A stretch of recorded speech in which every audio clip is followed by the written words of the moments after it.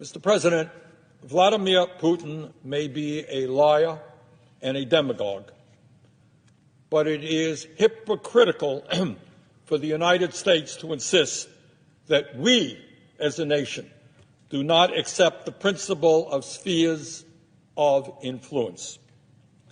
For the last 200 years, our country has operated under the Monroe Doctrine, embracing the principle that as the dominant power in the Western Hemisphere, the United States has the right, according to the United States, to intervene against any country that might threaten our alleged interests. That's United States policy. And under this doctrine, the United States has undermined and overthrown at least a dozen countries throughout Latin America, Central America, and the Caribbean. As many might recall, in 1962, we came to the brink of nuclear war with the Soviet Union. Now, why was that? Why did we almost come to the brink of nuclear war with the Soviet Union? Well, we did that in response to the placement of Soviet missiles in Cuba 90 miles from our shore. And the Kennedy administration saw that as an unacceptable threat to national security. We said it is unacceptable for a hostile country to have a significant military presence 90 miles away from our shore. And let us be clear, the Monroe Doctrine is not ancient history.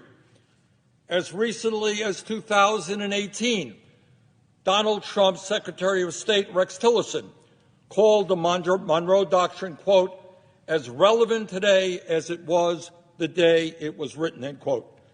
In 2019, former Trump National Security Advisor John Bolton declared, quote, the Monroe Doctrine is alive and well, end quote. To put it simply, even if Russia was not ruled by a corrupt, oligarchic, authoritarian leader like Vladimir Putin, Russia, like the United States, would still have an interest in the security policies of its neighbors. And I want people to think about this.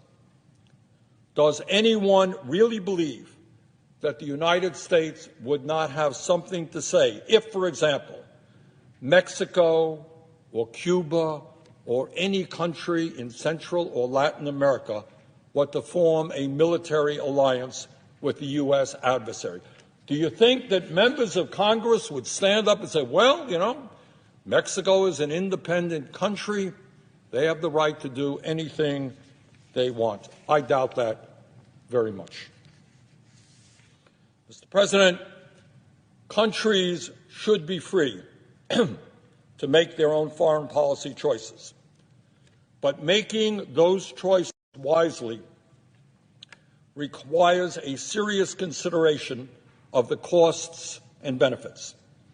The fact is that the U.S. and Ukraine entering into a deeper security relationship is likely to have some very serious costs for both countries.